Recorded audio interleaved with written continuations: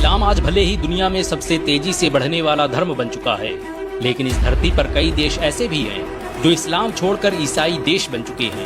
یہ وہ دیش ہے جہاں کبھی مسجدوں سے اذانوں کی صدائیں گونجتی تھی، لیکن آج وہاں کوئی اذان دینے والا بھی نہیں ہے۔ یہاں پر موجود مسجدوں کو یا تو چرچ میں تبدیل کیا جا چکا ہے یا پھر انہیں میوزیم میں بدل دیا گیا۔ اسلام چھوڑ کر عیسائی بننے والے دیشوں کی لسٹ میں پہلا نام اسپین کا آتا ہے۔ یہ وہ سرزمین ہے جہاں پر مسلمانوں نے 500 سالوں تک حکومت کی، لیکن ایک وقت ایسا بھی آیا کہ یہاں پر کوئی اسلام کا نام لینے والا باقی نہ رہا۔ آج بھی اسپین میں مسجد قرطبہ اور الحمرا جیسی سینکڑوں عمارتیں ایسی ہیں جنہیں چرچ یا دوسرے دھارمک استھلوں میں تبدیل کیا جا چکا ہے۔ اسپین کو 711 عیسوی میں طارق بن زیاد نے فتح کیا تھا۔ اسپین کی فتح مسلمانوں کے لیے یورپ میں داخلے کا دروازہ تھی، لیکن جب مسلمانوں نے اسلام کا دامن چھوڑا تو پھر یہی زمین ان کے لیے تنگ کر دی گئی اور 1492 میں مسلمانوں کی حکومت کا انت ہو گیا۔ سن 1502 میں عیسائی حکومت نے آدیش دیا کہ مسلمان یا تو اسپین چھوڑ دیں یا پھر عیسائیت قبول کر لیں۔ نتیجن اس دیش کی ایک بڑی مسلم آبادی دوسرے دیشوں میں وستھاپت ہو گئی۔ اسپین سے مسلمان کیسے نکالے گئے، اگر آپ اس پر ویڈیو چاہتے ہیں تو نیچے کمنٹ میں ضرور بتائیں۔ اسلام چھوڑ کر عیسائی بننے والے دیشوں کی لسٹ میں دوسرا نام سسلی کا آتا ہے۔ اس دیش پر مسلمانوں نے 400 سالوں تک حکومت کی، لیکن 12ویں صدی میں یہاں سے مسلمانوں کو نکال کر اسے ایک عیسائی ریاست گھوشت کر دیا گیا۔ سسلی کے شہر پالیرمو میں 1199 میں مسلمانوں کا بڑے پیمانے پر قتل عام کیا گیا، اور اس کے بعد جب پوپ انوسنٹ تھرڈ نے مسلمانوں کو دشمن گھوشت کیا تو یہاں کے ہر گلی کوچے سے مسلمانوں کو نکالا جانے لگا۔ سسلی میں جب آخری مسلمان کو باہر نکالا گیا وہ سال تھا سال 1266۔ سسلی جو آج موجودہ اٹلی کا حصہ ہے، اس کے ہر گوشے میں مسلمانوں کی نشانیاں دیکھی جا سکتی ہیں۔ کہتے ہیں مسلمانوں نے ماتر 100 سالوں میں سسلی کو اتنا آدھنک بنا دیا تھا کہ لوگ اس کی مثالیں دیتے تھے۔ مشہور سائنٹسٹ اور فلسفی ابن جعفر الثقلی اسی سسلی میں پیدا ہوئے تھے۔ اسلام چھوڑ کر عیسائی بننے والے دیشوں کی لسٹ میں تیسرا نام پرتگال کا آتا ہے۔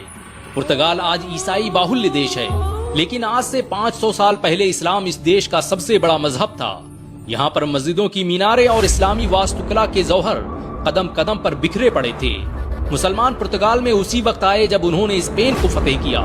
جب اسپین سے مسلمانوں کو نکالا جانے لگا تو اس کا اثر یہاں بھی دکھا، اور مسلمانوں کی ایک بڑی آبادی یہاں سے ہجرت کرنے پر مجبور ہو گئی۔ جو بچے انہیں یا تو قتل کر دیا گیا یا پھر انہیں عیسائی بننے پر مجبور کر دیا گیا۔ یہاں آج مسلمانوں کی آبادی ماتر 4% ہے، اور اب دھیرے دھیرے اسلام پھر یہاں اپنے قدم جما رہا ہے۔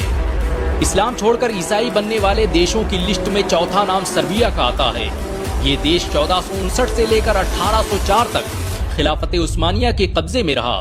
مسلمانوں نے اس دیش پر تقریباً 350 سالوں تک حکومت کی۔ جس سربیا میں کبھی مسجدوں کا لشکر موجود تھا، وہاں نشانی کے طور پر عثمانیوں کے دور کی ایک ماتر مسجد بچی ہے۔ یہاں پر بھی مسلمانوں کو ایک سازش کے تحت دیش سے باہر کر دیا گیا یا پھر انہیں عیسائیت قبول کرنے کو مجبور کر دیا گیا۔ 2022 کی جن گننا کے مطابق سربیا میں مسلمانوں کی آبادی ماتر 3 لاکھ ہے۔ اسلام چھوڑ کر عیسائی بننے والے دیشوں کی لسٹ میں 5واں نام یونان یعنی گریس کا آتا ہے۔ 15ویں صدی کے انت تک یونان عثمانیوں کے کنٹرول میں تھا اور یہاں مسلمانوں کی ایک بڑی آبادی نواس کرتی تھی، لیکن آج یہاں ماتر 2% ہی مسلمان بچے ہیں۔ یونان کی راجدھانی ایتھنز میں 1833 کے بعد 200 سالوں تک کوئی مسجد نہیں بنانے دی گئی، لیکن سال 2020 میں مسلم دیشوں کی دخل اندازی کے بعد ایک مسجد کا نرمان کیا گیا۔